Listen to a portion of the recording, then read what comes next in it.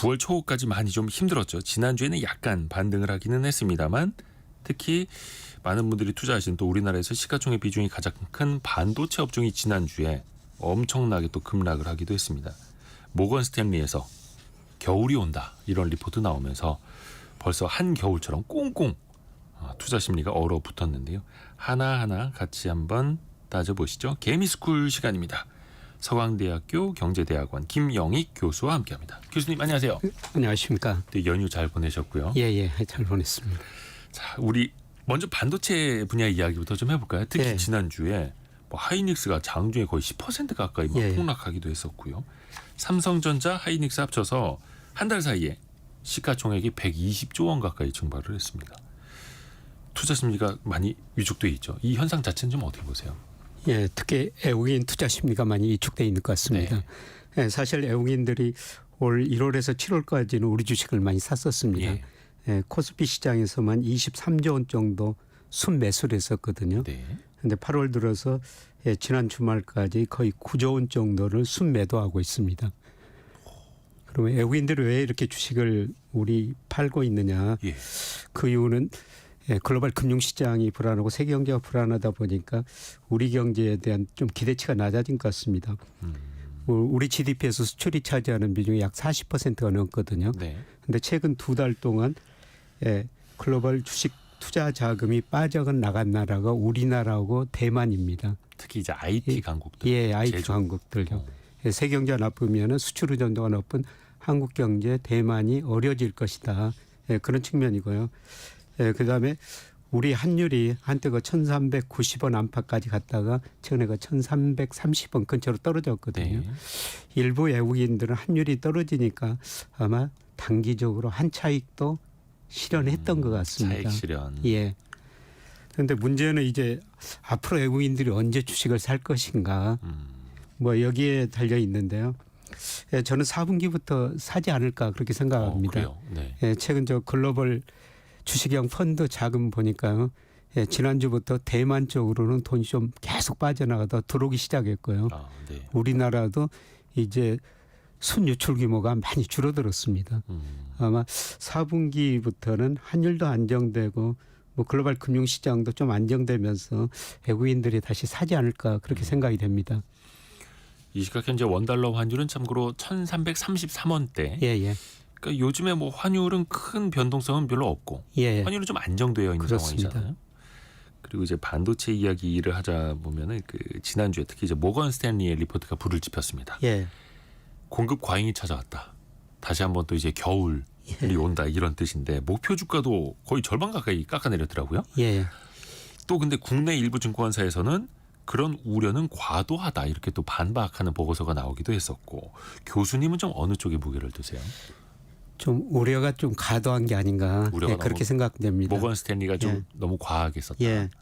물론 모건 스탠리 입장에서는 뭐 나름대로 그 전망이 있겠죠. 네. 거기서는 HBM 고대역편 메모리 이게 공급 강이다. 네. 그다음에 앞으로 뭐 스마트폰 PC 수요가 증가세가 둔화되면서 디램 가격이 하락할 것이다. 이렇게 보는 것 같습니다.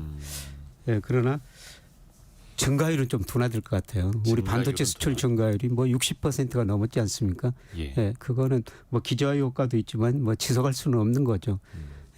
증가율은 낮아질 것 같은데 뭐 절대 금액은 계속 늘어나고 있는 추세입니다. 그리고 좀 AI 혁명 뭐 혁명이라고 이야기할 수는 없을 것 같습니다. 그래도 그게 이제 저는 시작 단계라 보고 있거든요. 네. 뭐 디램 수요 꾸준히 늘어나리라고 보고 있습니다. 그래서 큰 거 모멘텀 증가율은 좀 둔화되는데 뭐 수준 자체는 감소하지는 않을 거로 보고 있습니다. 뭐 삼성전자나 SK, 하이닉스 매출액은 늘어날 것 같고요. 증가율은 뭐 둔화되겠죠. 네. 그러니까 속도가 낮아지긴 하겠지만 뒤로 가는 건 아니다. 예. 예. 이걸 그 주가하고 비교해 보면은 수준이 증가하면은 주가도 오르거든요. 예. 이제 상승률은 둔화되죠. 그렇죠. 예. 그래서 약간 시장에서는 더 높은 상승률을 기대했던 사람들 입장에서 좀 실망감이 있기는 하지만 그래도 계속해서 전진은 하고 있는 그런 상황으로 보시는 거고요. 예, 그렇습니다. 또 교수님은 리서치 센터장도 꽤 오래 하시지 않았습니까? 그렇죠? 근데 이렇게 보면 외국계 리포트 하나 나올 때 우리나라 시가총액 1위, 2위가 이렇게까지 크게 흔들리는 현상, 이 자체는 어떻게 우리가 받아들여야 됩니까? 예, 그만큼 우리가 수요 기반이 좀 이축됐다. 예, 그렇게 보시면 될 것 같습니다. 증시의 수급 측면에서. 예. 우선 우리 저 개인 금융자산 중에서 주식 비중이 지난 저 1분기 아직 2분기 데이터가 발표 안 됐습니다만 21.8%입니다. 미국 가계 자산 중에서 주식 비중이 거의 50%가 돼요. 그리고 최근에 그 국내 주식형 펀드로 돈이 들어와야지 자산운용사들도 주식을 사게 되는데요. 네. 해외 주식형 펀드로 좀 늘어났습니다만 국내 주식형 펀드 보니까 작년 말에 67조 원이었는데요. 뭐 최근에 64조 원으로 전혀 그 증가하지 않고 있습니다. 그러니까 이제 속된 말로 국장 안 한다 이거지 않습니까? 예, 그래서 국내 증시에는 투자 안 한다. 예, 직접 투자도 그렇고 간접 투자도 그렇고 예. 여기다가 저 국민연금도 우리 주식 비중을 전체 자산운용에서 많이 줄이고 있어요. 줄인다고 했죠. 예.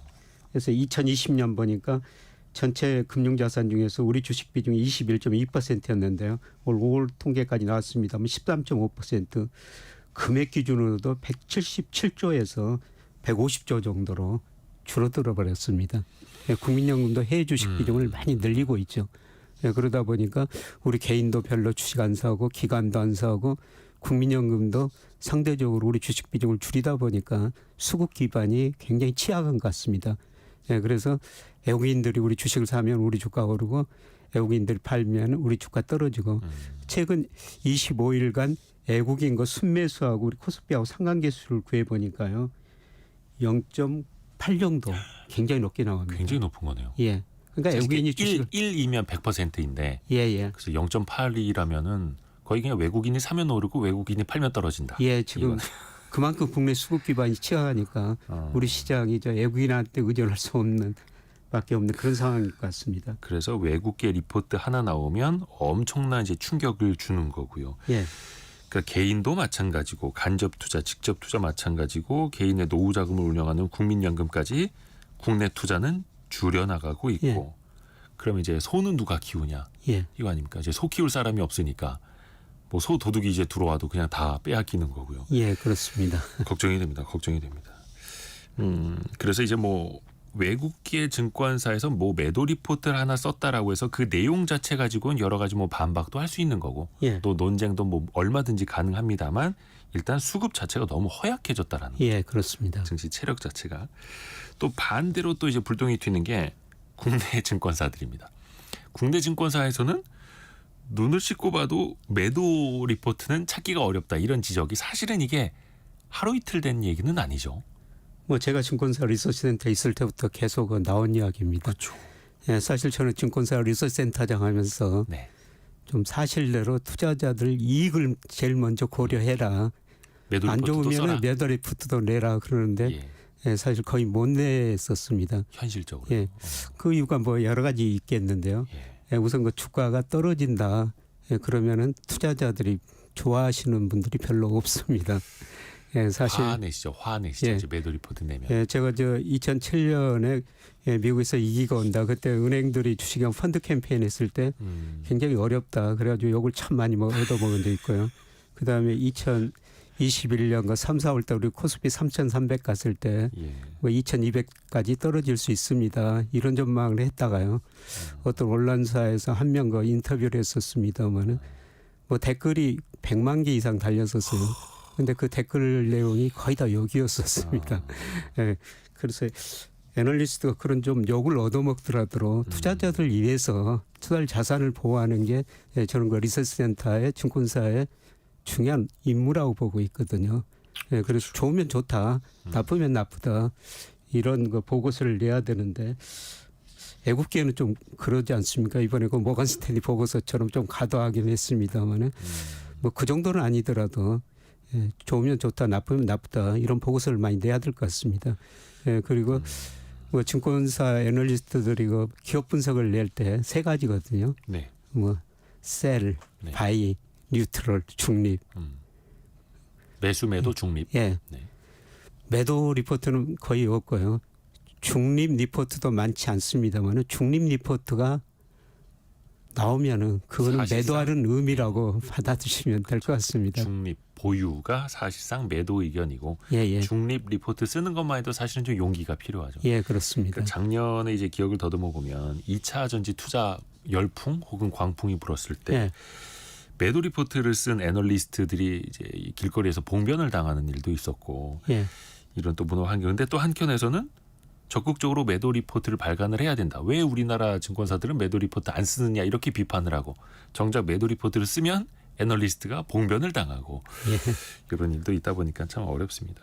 또 한 가지가 공대 증권사들이 이제 수익 구조상 매도 리포트를 써봐야 증권사 좋을 일이 없지 않습니까? 수익 예. 구조가 안 나오다 보니까 외국계는 예를 들어서 공매도 비중도 크고 선물 매도라든지 이런 걸 또 중개하는 비중도 큰데 우리나라는 사실 그렇게 해서 얻을 수 있는 이익이 별로 없죠. 증권사 입장에서. 예, 그렇습니다. 그 애널리스트의 역할이라는 게 좋은 보고서 내고 예, 그거를 고객들한테 팔아야 되거든요. 자기 그렇죠. 보고서를. 중개를 위한 예. 거죠. 그러면 애널리스트 주 고객이 뭐냐면은 연기금이나 자산운용사, 금융회사들 펀드 매니저예요. 이런 사람들한테 자료를 팔아야 되는데 뭐 팔라고 그러는 것보다는 사라고 예, 그런 게 이야기가 더 쉽죠. 그렇죠. 그렇죠. 예, 그래서 매도 리포트는 거의 이야기를 못하는 것 같고요. 예, 주로 매수 리포트 뭐 이것만 가지고 이런 주식 한번 사보십시오 이렇게 권유하는 것 같습니다. 저도 뭐 제 책에서 쓴 내용이긴 합니다만 그러니까 리서치 센터와 애널리스트의 역할을 어떤 공공기관, 어떤 순수 연구단체, 국책 연구기관처럼 생각하셔서는 안 된다. 그렇습니다. 여기는 상업기관이고 일종의 투자은행처럼 예, 상업적인 어떤 중개 수수료를 얻기 위한 것이고 그 지렛대로 영업의 도구로 활용되는 게 애널리스트 리포트이기 때문에 그걸 감안하고 보셔야 된다는 거예요. 예, 그렇습니다. 말씀하셨습니다만은 그 애널리스트 리포트를 보고 연기금이나 그다음에 각종과 자산운용사, 금융회사에서 그 증권사 리서치센터를 평가를 합니다. 그렇죠. 예, 거기 점수에 따라 가지고 그 회사로 주는 뭐 주식 주문, 채권 주문 이게 다 달라져요. 그렇죠. 그러니까 애널리스트는 한마디로 자료도 내야 되지만은 영업을 해야 된다는 예, 그런 입장이 있는 겁니다. 대신에 본인의 투자 의견이나 뭐 이런 게 틀렸을 경우에는 그만큼 또 평판에 훼손이 오는 거고. 예. 그렇죠. 예. 그래서 증권사도 어찌됐든 간에 그 주식이나 채권의 중개 수수료 예. 수익을 올려야 하기 때문에 그런 측면이 또 있다라는 것도 우리가 또 감안을 하고 봐야 또 경제도 보이는 거겠죠. 그런데 이번에 또 논란이 되는 것 한 가지가 뭐 모건 스탠리에서 뭐 매도 의견 뭐 낼 수는 있죠. 예. 그런데 그 직전에 특히 하이닉스 주식을 모건 스탠리 창구에서 대량으로 매도한 게 이제 포착이 됐습니다. 이것 가지고 이제 일각에서는 혹시 이게 선행 매매가 있는 것 아니에요? 이런 의혹을 제기합니다. 이거 자체는 어떻게 보세요? 그거는 뭐 철저히 조사해야 될 것 같습니다. 뭐 한국거래소하고 금융감독원에서 지금 예, 분석하고 있다는데요. 뭐 결과를 좀 기다려봐야 되겠습니다만은 예, 사실 애널리스트들 고객이 아까 펀드 매니저라고 말씀드렸습니다만은 애널리스트하고 펀드 매니저하고 자주 접촉을 하거든요. 네. 예, 그러면서 애널리스트가 나는 지금 이러이러한 보고서를 준비하고 있다. 그걸 사전에 펀드 매니저한테 이야기할 수가 있죠. 그렇죠. 예, 그리고 자기 보고서 내용을 미리서 이야기할 수가 있습니다. 예, 보고서는 안 냈더라도 뭐 그런 이야기를 할 수 있고 뭐 그런 게 영향을 줄 수가 있는 거죠.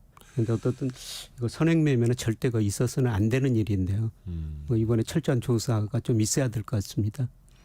지금 투자 의견은 매수 혹은 중립이지만 예. 나 이거 곧 매도로 바꿀 거고 예, 실질적으로는 생각보다 안 좋습니다. 이렇게 이야기하는 것 자체가 문제가 될 수 있는 건데 그렇죠. 중요한 거는 뭐 예를 들어서 모건 스탠리 그랬다 안 했다 아직은 알 수 없습니다만 이 애널리스트가 펀드 매니저에게 그 얘기를 했느냐를 제 증거로 잡아야 되는 거 아닙니까? 그걸 참 찾기가 힘들 것 어렵죠 같습니다. 현실적으로. 예, 예.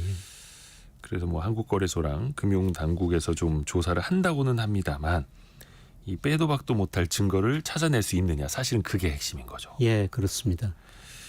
그렇습니다. 그래서 일단 일각에서는 그런 이제 의심의 눈초리로 볼 수밖에 없는 정황은 현재까지 있다라는 거고요. 자 이제 미국 쪽 이야기를 해보면 사실 D램 메모리 반도체 시장은 이제 세계 시장 점유율이 삼성전자, 하이닉스, 미국의 마이크론 요 순위 아닙니까? 예, 예. 근데 이번 주에 마이크론의 실적이 발표가 됩니다. 이게 세계 3위 시장이고 그 업체인데 오히려 1, 2등 업체한테 또 미치는 영향이 있죠. 예, 그렇죠. 이 실적이 어떻게 발표되느냐 거기에 따라서 우리 삼성전자 SK 하이닉스에도 영향을 좀 미칠 것 같습니다. 네. 예, 그러나 최근에 올수록 이 실적 전망치가 좀 낮아지는 것 같아요. 마이크론에 대한 눈높이도 낮아지고 있어요. 예. 예, 마이크론 이거 회계 기준이 달라가지고 6월, 8월 실적을 마이크론에서 4분기라고 그러는데요. 예, 최근에 보니까 시티그룹에서도 이익 전망치를 좀 낮추고 있고, 예, 그다음에 계속 모건 스탠리는 계속 비관적으로 보고 있습니다만은, 예, 모건 스탠리는 뭐죠 영업이익, 그다음에 매출 이거를 낮추면서 목표 주가도 160달러에서 125달러로 많이 좀 하향 조정한 거거든요. 그래서 이번 주에 그 발표될 이게 우리나라 SK 반도체 주가에 좀 영향을 주니까요. 네. 좀 지켜봐야 될 것 같습니다만은 예, 아까 말씀드린 것처럼 예, 저는 우리 그 삼성전자 주가가 너무 그 저평가돼 있지 않느냐 예, 그런 생각을 해봅니다. 그러니까 그래서 마이크론에 대한 눈높이도 낮아지고 있고 조금 이제 기대감이 낮아지는 것도 사실이지만 그럼에도 불구하고 지금은 너무 낮은 주가다. 예. 예.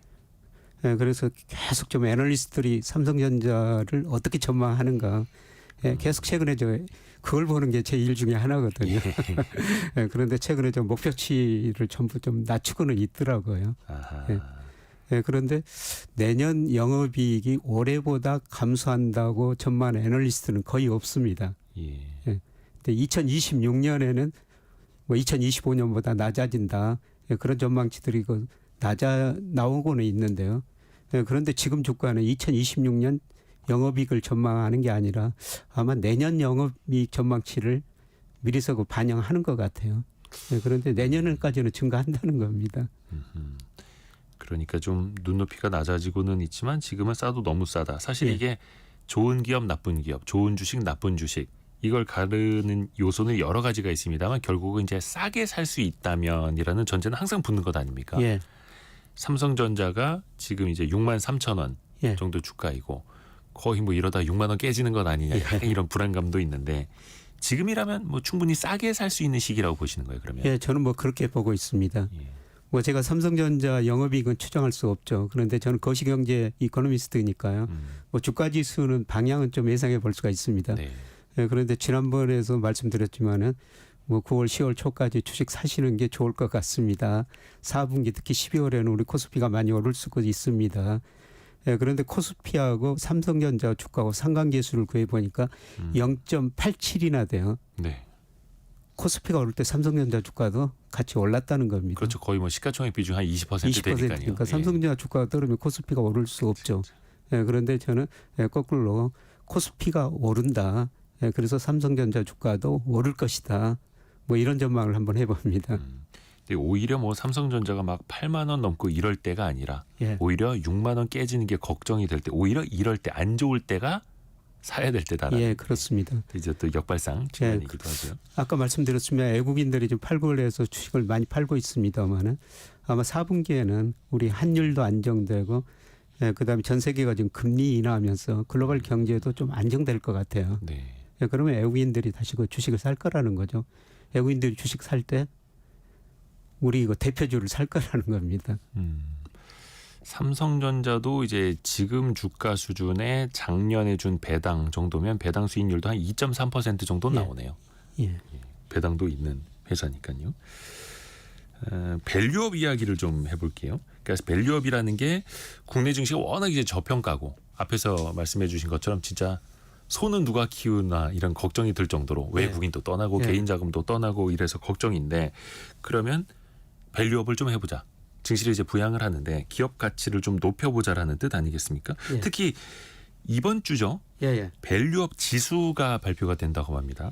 어떤 기업들을 모아서 밸류업 지수를 만들게 될까요? 예, 내일 뭐 한국거래소에서 뭐 기업가치 우수기업이라고 그러는데요. 뭐 발표돼봐야지 알겠습니다만 네. 그 밸류업 지수를 발표하는데 예, 배당 성향이 어떻게 되느냐. 예, 그다음에 PBR 뭐 그다음에 PER 뭐 이런 걸 종합적으로 고려해가지고 그 배당 지수를 작성해서 예, 발표한다고 그러는데요. 네. 예, 그런데 여기에 해당되는 종목들 뭐 업종이 보니까 우선 저 금융주들이 많고요. 그다음에 자동차, 예, 그다음에 뭐 일부 그 소재주 예, 이런 것들이 그 지수에 그 편입될 것 같습니다. 사실 대표적으로 저 우리 금융주, 은행주들 뭐 지금 막 올해 올랐거든요. 네. 올해 올라도 그 PBR 보니까 0.56배 뭐 그렇게 났고요. 예, 그다음에 그 자기 자본 이익률 ROI라고 그러죠. 네. 이게 한 9% 정도 돼요. 예. 평균보다 훨씬 높은 거죠. 예, 그렇죠. 전체 평균보다 훨씬 넘습니다. 그래서 저는 뭐 작년부터 뭐 여담입니다만은 은행에다 그 정기예금 가입하시려면은 그 은행 주식 사가지고 배당 받는 게 더 나을 것 같습니다. 배당 수익률이 더 높다. 예, 배당 수익률이 더 높고 뭐 PER, PBR 너무 낮거든요. 예.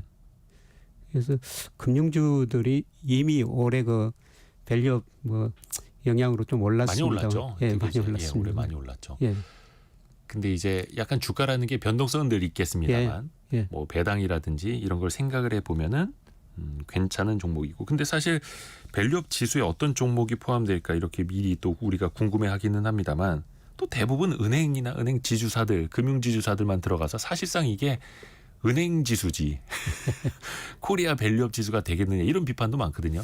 뭐 그런 의미에서 뭐 자동차 넣고요. 예. 뭐 포스코홀딩스 같은 뭐 소재 산업 이런 것도 좀 편입할 것 같습니다. 균형적으로 좀 유지할 것 같고요. 이거는 그 내일 발표되는 거 보고 네. 좀 지켜봐야 될 것 같습니다. 그러니까 사실 자동차라 하더라도 현대기아차 그룹이 주주 환원을 좀 많이 하겠다라고 노력을 하니까 현대기아차가 포함되는 거고 예, 그렇습니다. 포스코홀딩스 같은 경우에도 사실 거기는 나쁘게 말하면 주인 없는 회사이고 예, 좋게 말하면 국민주고 예, 이러다 보니까 이제 또 배당을 좀 하고 주주 예. 환원을 하는 건데 예. 이게 참 구조적으로 대한민국의 증시 밸류업 또 주주 환원은 그 경영자의 어떤 그냥 선량한 양심이나 그 사람의 정성적인 판단에만 너무 의존하는 게 많은 것 같습니다. 예, 그렇습니다. 시스템적으로 주주 예. 환원이 된다라기보다는 예, 예, 이건 좀 해소해야 되지 않나. 예, 그렇습니다. 그러면 이제 밸류업 지수가 나오면 뭐 한두 달 차이를 두고 자산운용사들에서 상장지수 펀드 ETF를 만들겠죠. 예, 예. 그럼 우리는 그 지수를 추종하는 펀드에 투자하는 예. 그런 기회가 생길 수 있을 텐데 근데 일본 같은 경우에도 밸류업 ETF에 그렇게 돈이 많이 몰리지는 않았다 하더라고요. 예. 뭐 그렇게 많이 몰리질 않았습니다. 그래도 전체적인 주가 지수는 올랐습니다. 뭐 한 2개월 후에 그 밸류 관련 그 ETF가 이제 만들어질 텐데요. 예, 저는 뭐 투자 안정적인 투자 수단이 되지 않을까. 안정적인. 예, 예. 그러니까 우리나라 어떤 배당을 많이 주고 저PR 이런 종목이니까 안정적으로 수익이 날 거로 보고 있습니다. 예, 저는 그런 게 나오면은 예, 그런 ETF는 그 투자하시는 게 좋을 것 같습니다. 그러니까 좀 저평가되어 있는 주식을 사서 예, 배당까지 받는 이런 예. 투자 아이디어로. 예, 그렇습니다. 근데 다만 이제 밸류업 지수에 투자한다라는 거는 어떤 뭐 공격적인 성향이나 단기 시세 차익을 목적으로 들어가는 거는 그렇죠. 그건 좀 아니라고 예, 좀 보시는 멀리 거죠. 내다보고 뭐 은행 이자보다도 한 2배 정도 이 정도 저는 수익을 낼 수 있다고 보고 있습니다. 약간 이제 그런 분들도 또 생깁니다. 사실 이게 밸류업 지수 투자라는 거 이제 좀 중장기 투자를 더 예, 예. 유도하기 예. 위한 거기도 한데 그러면 그 중에서 뭐 그냥 금융지주사 하나, 뭐 자동차주 하나 이렇게 더 배당 많이 하고 지수 내에서도 좀 상위에 있을 만한 랭커들만 출연해서 투자하는 건 어떨까? 또 이런 생각하시는 분들 계시거든요. 이런 아이디어는 어떨까요? 뭐 그런 아이디어는 괜찮죠. 뭐 금융 지주자에서 제일 좋은 거, 네. 예, 그다음에 자동차 뭐 소재 산업에서 제일 좋은 거 이런 거 몇 종목 걸려가지고 예, 포트폴리오를 구성하면은 물론 그 비중을 어떻게 하느냐 거기에 따라 달려 있습니다만은 뭐 비중은 그 시대 흐름에 따라 가지고 조금씩 조정하면은 예, 그런 거는 저는 바람직한 투자인 것 같습니다. 그렇죠. 다만 이것도 처음에 투자 아이디어를 좀 지켜나가야겠죠. 예, 그렇습니다. 배당도 보고 이렇게 장기적으로 하려는 예. 그런 포트폴리오 측면에서. 근데 최근에 그 특히 금리 인하 전후로 해서 뭐 바이오 관련주들, 제약 바이오주들이 상당히 강세입니다. 특히 이제 코스닥 시총 상위, 뭐 코스닥 시총 1위를 바이오 기업이 이제 탈환하기도 했죠. 예. 이건 좀 어떤 의미가 있다고 보세요? 우선 최근에 그 바이오주들이 오르는 것은 금리 그 하락 시기에 바이오주들이 일반적으로 오르는 경향이 있었습니다. 네. 예, 금리가 하락하면은 뭐 채권 시장보다는 주식 시장으로 자금이 몰리면서 예, 바이오 기업들이 자금을 조달하기가 쉬워질 것이다. 이런 기대를 가지고 금리가 하락시켜 바이오주들이 일반적으로 오르는 경향이 있었습니다. 예, 그런데 저는 바이오주는 정말 종목을 잘 선정해야 된다. 가격을 보면 어떤 급등했다 급나가는 종목들도 많지 않습니까? 네. 예, 그래서 저는 바이오주는 정말 저는 개별 종목보다는 ETF 쪽으로 투자하시는 게 좋을 것 같습니다. 그 사실 제약바이오 투자가 뭐 용어라든지 메커니즘이라든지 이런 것도 어렵고 예. 임상시험 가능성도 성공 가능성도 사실은 좀 알기 그렇죠. 어렵죠. 예, 그래서 뭔가 좀 더 모험적이신 분들, 약간 좀 이제 투기성도 좀 짙기는 합니다만. 예. 뭐 리스크를 충분히 관리할 수 있는 분이라면은 뭐 개별 종목 투자하셔도 될 것 같습니다. 예, 그런데 뭐 제약 바이오 중에서도 좀 안정적으로 성장을 하는 뭐 제약회사들도 있거든요. 네. 뭐 저도 뭐 그런 기업 일부가 투자해보고 공부하고 있습니다만은 그러니까 완전히 그러니까 적자를 보면서 신약을 개발하는 바이오 기업보다는 예, 흑자를 내면서 신약도 개발하는 제약사 위주로. 예, 그렇습니다. 예, 그것도 이제 본인의 성향에 따라서 예, 다르죠. 그것도 그렇습니다. 근데 지난주 분명히 예. 이거 성장 산업은 맞습니다. 사실 우리가 그렇죠, 그렇죠. 예, 코로나를 거치면서 우리가 건강하게 오래 살자. 이게 우리가 그 소망 같은 거 아니겠습니까? 그렇죠, 그렇죠. 예, 그래서 바이오 헬스 이쪽으로는 계속 그 성장 산업인데요. 예, 그런데 그 중에서 일부 업종은 너무 그 변동성이 심하니까. 그렇죠. 예. 그러니까 사실 우리나라가 또 미래 먹거리로 꼽는 것 중에 하나이기는 예, 그렇습니다. 분명한데 예. 또 미래가 또 밝아 보이기도 하고 또 2015년에 뭐 한미약품, 예. 2017년에 막 신라젠, 헬릭스믹스 이런 게 이제 막 폭등했을 때 또 많은 투자 자본이 몰리기도 했고 또 똑똑한 친구들이 이제 신약 개발 쪽으로 한번 공부해 보겠습니다라고 하면서 뭐 의약대 가고 또 그런 친구들이 이제 연구원이 되어서 신약을 또 개발하고 있는 어떻게 보면 예. 이제 산업이 커져가고 있는 거지 예, 않습니까? 그런 측면도 또 있어 보입니다. 근데 다만 리스크가 너무 크니까 예. 차라리 이제 ETF로 모아서 묶어서 투자하시라라는 또 조언을 해주셨고요. 중간에 잠깐 저희가 라디오 정보센터 가서 지금까지 들어온 뉴스도 한번 정리해서 전달해드리겠습니다. 개미스쿨 시간 이어갑니다. 서강대학교 경제대학원 김영희 교수와 함께하고 있고요. 잠깐 증시 상황 한 번 더 짚어드리면 코스피는 3포인트, 0.12% 오른 2,595, 요 정도 왔다 갔다 하고 있고요. 코스닥은 1% 오른 756 가리키고 있습니다. 원달러 환율은 1,333원에서 1,336원 사이를 좀 왔다 갔다 하고 있는 흐름이고요. 시가총액 상위 종목들 오늘은 조금 이제 반도체가 반등을 하네요. 하이닉스가 3% 정도 반등을 하고 있고 삼성전자는 그냥 보합권에 있습니다만 코스닥 쪽에 그동안 많이 눌렸던 바이오 소부장 기업들이 오늘은 좀 크게 반등을 하고 있네요. 리노공업이 5.5%, HPSP가 7%대 등등 코스닥은 오늘은 반도체가 좀 반등을 하네요. 그리고 지난주에 많이 올랐던 바이오 기업들이 오늘은 좀 쉬어갑니다. 알테오젠이 3% 빠지고 있고 뭐 리가켄바이오 1%대 하락.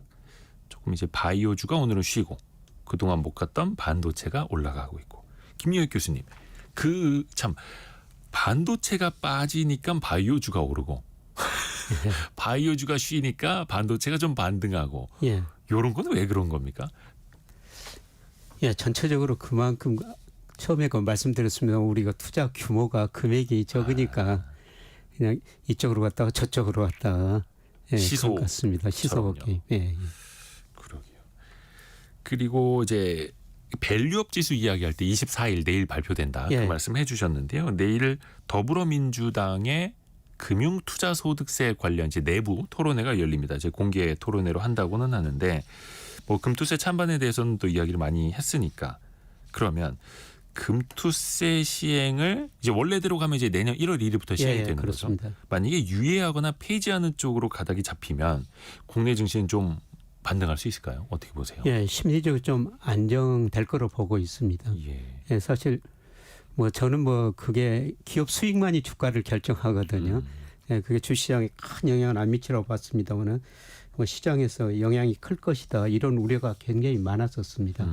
예, 그래서 아마 내일 어떤 식으로 결론이 날지 모르겠습니다. 오늘 한 거 신문을 보니까 예, 민주당 기재위원 뭐 소속 절반 이상이 뭐 유예하자 뭐 이런 시행은 쪽으로 좀 쉽지 않다. 예. 예. 이런 쪽으로 의견을 내고 있는 것 같습니다. 그래서 아마 시행 유예 뭐 폐지보다는 시행 유예 쪽으로 가더라도 일단 저 시장 심리는 좀 좋아지리라고 보고 있습니다. 실제로 이제 금투세 시행과 관련된 여론이 너무 안 좋죠. 예, 그렇습니다. 그러니까 소득이 있는 곳에 세금이 있는 거는 맞지만 예, 예. 국내 증시가 과연 소득이 있는 곳이냐. 예, 예. 그러니까 참고로 이제 그러니까 코스닥이 지금 한 700선 왔다 갔다 하고 있는데 1996년 기준점이 예, 예. 1000인데 지금 거의 30년 가까이 흘렀는데도 그 한 70%밖에 안 된다라는 예, 예, 건 맞습니다. 소득이 있는 곳이 아니라는 뜻이다 예, 보니까 예, 예. 그러면 소득이 있는 곳으로 먼저 만들어 놓고 걷더라도 그때 세금을 걷어라 뭐 이런 예, 이야기인데 예. 근데 실제로 정말 신기한 게 금투세가 강행될 것 같다라고 하면 시장이 약간 반락하고 예. 유예나 폐지될 것 같다는 기사가 뜨면은 그 시간 기점으로 해서 증시가 좀 반등을 하고 예. 이런 흐름들이 나타나더라고요. 예. 그러니까 투자 심리가 그 정도로 많이 또 영향을 받고 그렇습니다. 예. 있다라는 뜻일 테고요.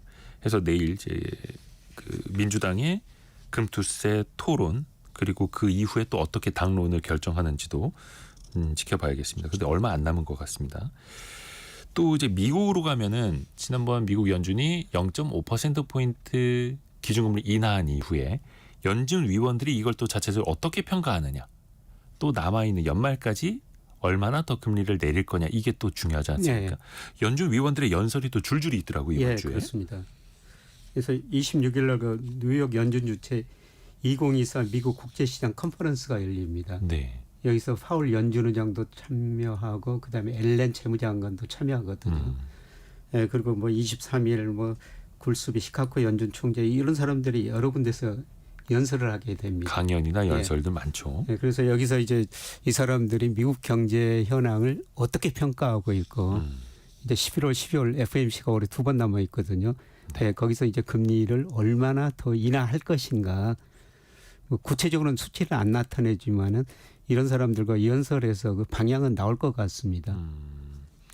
지난번에 FOMC 때 그 9월 이제 발표된 점도표를 보면은 올해 안에 1% 포인트를 낮출 거로 이제 찍히지 않았습니까? 예, 전보표 중간값이 4.4% 내년에 3.4로 나왔는데요. 예, 지금 뭐 상한선이 5.0이니까 11월, 12월에 뭐 0.5% 포인트 또 인하한다는 거죠. 두 번에 걸쳐 가지고요. 합쳐서. 예, 그런데 저는 뭐 내년 상반기에 미국 경제가 침체에 빠질 수 있다고 보고 있습니다. 예, 그래서 11월 아니면 12월에 또 B컷 한 번 더 할 수 있다. 그렇게 보고 있습니다. 더 빠르게 더 많이 내릴 것이다. 예, 그렇게 보는 이유는 예, 지금 뭐 5.0% 연방 기금금리가 그 정도입니다만은 예, 제가 그 미국 경제나 물가 상승률 이런 거 평가가지고 이론적으로 적정금리를 추정해 보면은 3분기에는 4.1% 정도 나오고요. 그래서 B컷 할 가능성이 높다. 지난번에 그렇게 말씀을 드렸는데 네. 뭐 4분기에는 3.7% 정도 나오거든요. 예, 그러면은 역시 뭐 B컷 가능성은 여전히 열려 있다. 이렇게 보고 있습니다. 예, 그런데 이제 주식시장이 금리 인하를 먼저 반응하느냐 아니면 기업 수익 감소를 먼저 반응하냐 어느 거를 더 많이 반영할 것인가 여기에 달려 있는데요. 예, 그런데 저는 4분기까지는 금리 인하가 더 중요한 이슈라고 보고 있습니다. 뭐 4분기에는 기업 수익 증가세가 완만하게 둔화되고 금리 인하 폭이 더 커지면서 4분기에는 미국 주가도 상승할 수 있다. 예, 그런데 내년 상반기 가면은 미국 경제가 침체에 빠지면서 금리보다는 기업 수익 경기에 더 우려를 시장이 할 것 같습니다. 그래서 아마 내년 상반기에는 주가가 좀 조정을 볼 수 있더라도요. 일단 그 4분기까지 뭐 앞으로 3개월 정도만 본다면은 예, 금리가 더 중요한 이슈가 될 것 같습니다. 근데 사실 이게 하나의 원인과 결과 같은 거지 않습니까? 예. 예를 들어서 경기가 악화될 것 같고 기업의 수익이 떨어질 것 같으니까 금리를 인하하는 건데 예. 또 시장에서는 9월 FOMC를 앞두고도 걱정을 했던 게 실질적으로 0.5%포인트를 금리를 인하하면 예. 그만큼 경기가 안 좋다는 뜻인가? 라고 하면서 또 겁을 먹었던 것도 사실이고. 예, 그렇습니다. 그런데 교수님은 뭐 경기가 좀 둔화되고 내년에 침체가 갈 가능성도 있겠지만 그래도 금리 인하되는데 더 무게를 둬야 된다고 보시는 거네요. 예, 4분기에는 그렇습니다. 그럼 조금 더 이제 유동성 측면에서 증시에는 더 도움이 될 거다라고 보시는 거예요. 예, 그렇습니다. 그래서 금리 인하하면 뭐 직접적으로 주식 수요도 늘어지만은 네. 예, 그다음에 최근에 그 채권 수익률이 많이 떨어지다 금리 인하하니까 오히려 반등해 버렸거든요. 항상 이제 시장이 선반영하고 있다가 예, 그렇습니다. 막상 그 일이 벌어지면 반대 방향으로 약간은 가죠. 예. 그래서 채권 금리가 약간 오르다 보니까 채권 가격이 좀 조금 떨어졌어요. 네, 이제 미국도 그렇고 금리와 우리도 채권 그렇고. 가격은 반대니까. 예. 네. 네, 그래서 저는 뭐 4분기에는 채권 투자 자금도 일부는 주시장으로 돌리리라 보고 있습니다. 그래서 4분기는 채권보다는 주식이 더 나을 것이다. 아하. 근데 상대적으로 이제 앞에서도 내년에 미국 경기가 더 안 좋아질 것 같고 지금 시장이 예상하는 것보다 금리가 더 많이 내려갈 거다라고 이제 보셨는데 예. 그러면 채권 가격은 또 강세가 되는 거지 않습니까? 그렇죠. 근데 그러면은 그 채권 자금이 오히려 주식으로 넘어올 수 일시적으로요. 있다. 예. 아, 네, 일시적으로. 그런데 내년에는 또 상반기에 뭐 경기 침체하고 기업 수익 많이 줄어들면은 또 금리 한 단계 더 떨어지고 예. 금리 떨어지고 채권 가격은 오르겠죠. 네. 근데 이게 기간의 문제인데요. 예, 우리가 뭐 앞으로 3개월, 뭐 6개월, 뭐 9개월 이렇게 내다본다면은 3개월은 저는 주식이다. 예, 그런데 6개월, 9개월 뭐 이렇게 1년 내다본다면은 뭐 올 4분기에 채권 금리 좀 반등할 때 또 내년 상반기를 대비해가지고 뭐 채권 사시는 것도 괜찮다. 예, 그런데 뭐 제가 초단기를 예측해서 좀 좀 문제가 될 수가 있습니다만은 앞으로 3개월만 보면은 저는 채권보다는 주식 수익률이 훨씬 높을 거로 보고 있습니다. 약간 이제 리밸런싱 측면에서 예. 보면은 예. 이미 이제 강세를 많이 보인 가격이 많이 오른 채권을 좀 팔고 예. 가격이 많이 떨어져 있는 주식 쪽으로 좀 분산을 좀 더 다시 시키는 게 낫겠다라는 아이디어시네요. 예, 그렇습니다. 그만큼 보면 이제 주식이 너무 많이 빠져 있다라는 측면이 돼요. 그 예. 주식은 이제 미국보다는 국내 주식 예, 그렇습니다. 말씀하신 걸 테고요. 그러니까 사실 미국 증시는 약간 좀 조정이 있긴 합니다만 S&P 500하고 다우존스 산업 평균 지수는 사상 최고치겠죠. 최고치기로겠죠. 그러니까 우리가 지구 반대편에서 미국 경기 침체를 네. 걱정하고 있는데 정작 그 나라는 사상 최고치 행진을 하고 있다는 거. 예, 우리나라 증시가 더 잘 돼야 될 텐데. 근데 계속해서 말씀해주고 계십니다만 한국 주식은 너무 싸다. 너무 싸고 그리고 달러 인덱스가 하락할 때는요. 예. 이게 추세적으로 하락할 때는 미국 S&P 500보다는 우리 코스피 상승률이 더 높습니다. 근데 우리 주가는 그만큼 저평가되어 있고 미국이 내년에도 계속 금리 인하할 거거든요. 네. 금리 인하할 때 달러 인덱스가 하락했어요. 그래서 올 4분기까지는 아마 미국 주식 수익률이 조금 더 높을 수도 있는데 예, 저는 뭐 내년 전체적으로 보고 뭐 앞으로 5년 뭐 멀리 내다본다면은 예, 달러 인덱스가 하락하고 우리 코스피가 S&P 500보다 수익률이 좀 높으리라 보고 있어요. 그래서 올 4분기에는 미국 비중을 좀 줄이고 그리고 달러 인덱스가 하락할 때는 미국 주가보다는 신흥시장 주가가 상대적으로 수익률이 더 좋습니다. 그러니까 뭐 달러가 약세를 보이면 원화가 강세를 보이는 거고 예. 원화 자산 자체도 강세를 보이는 거니 외국인 입장에서 보면은 달러 자산보다 신흥국 자산이 훨씬 더 이제 매력적으로 보이는 거죠. 그렇죠. 예, 그리고 미국이 금리 인하하니까 뭐 신흥국도 다 금리 인하할 수 있는 여지가 생겼죠.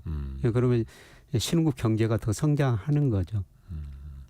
다만 이제 그런 메커니즘이 실질적으로 작동을 하기까지는 좀 시간은 좀 시간은 좀 예. 필요하죠. 예. 그래서 이제 바로 반등하면 좋겠습니다만. 그래서 말씀해 주신 것처럼 미국의 금리 인하 이후에 달러 약세 예. 또 외국인도 좀 들어오고 예. 금투세도 유예되거나 폐지가 되면 예. 그동안에 꽁꽁 얼어붙었던 투자 심리가 조금은 좀 풀릴 수 있을 테고요. 예. 아마 저는 뭐 올 12월에는 주가 지수가 상당히 높은 수준에 있을 거라고 보고 있습니다. 물론 10월부터 크게 반등은 아닌데요. 네. 아마 서서히 반등하기 시작해가지고 12월 무렵에는 상당히 우리 코스피가 높은 수준에 있을 거로 보고 있습니다. 그러니까 사실 코스피의 사상 최고치는 3,300인데 예, 여전히 거기까지는 미치지 못할 텐데요. 여전히 2,500선에 있기는 해서 참 답답하고 다른 나라들 뭐 미국부터 신흥국 뭐 인도 이런 예. 데까지 이제 사상 최고치 가고 있는데 우리도 좀 그러니까 사실 한 2,800 정도만 돼도 살 것 같다 이런 얘기 나옵니다. 사실. 예. 그래서 12월이면 훨씬 더 이제 좋은 걸 볼 수 있겠다라고 말씀해 주셨고요. 또 금값이 사상 최고치 행진을 계속하고 있더라고요. 온스당 2,600달러 넘어섰죠. 예.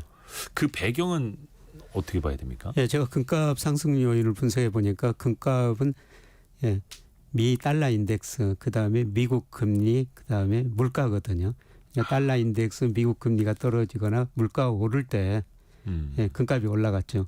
예, 그런데 최근에 금값이 올라가는 것은 앞으로 달러 인덱스, 달러 가치가 떨어질 것이다. 미국 금리 떨어질 것이다.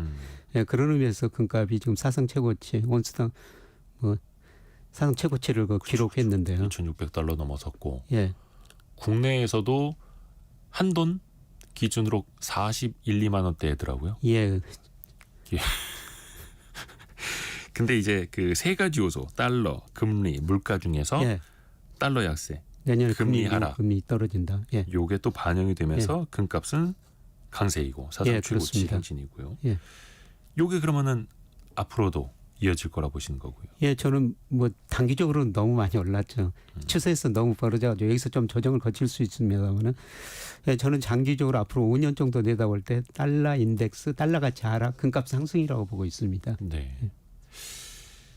근데 이제 약간 뭔가 시장이 불안해질 때, 경제가 불안해질 때 안전자산 선호 심리가 이제 금값으로 투영되기도 하는데 지금은 약간 그런 안전자산 선호 심리일까요? 아니면 이제 유동성에 대한 기대일까요? 유동성, 달러 인덱스, 유동성 심리가 크게 작용한 것 같습니다. 아까 말씀드렸습니다만 금값을 결정하는 게 달러 인덱스하고 미국 금리라는 거죠. 그러니까 달러 인덱스, 미국 금리가 떨어질 때 금값이 올랐다는 겁니다.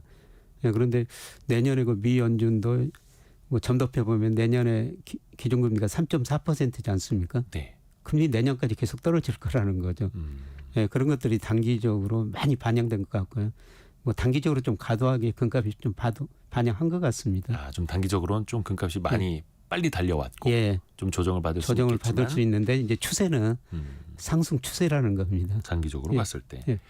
같은 방향성, 같은 의미일까요? 그 디지털 금이라고도 하는 비트코인 예. 비롯해서 코인 시장이 최근에 또 강세더라고요. 역시 제가 코인 가격도 분석해 보니까 어, 역시 달러 지수하고 그 다음에 미국 금리예요. 같은 그러니까 달러 요인이네요. 인덱스가 달러 인덱스가 떨어지고 금리가 떨어질 때 금값도 오르고 비트코인 가격도 올랐다는 거죠. 그래서 둘 중 하나를 투자하시는 게 좋은데요. 그래서 제가 뭐 이 둘 다 저 이자도 없고 배당도 없습니다. 시세 그쵸. 차익만 누릴 수 있기 그쵸. 때문에 너무 많이 투자하시는 마시고 투자 자산은 10% 안팎에서 투자하십시오.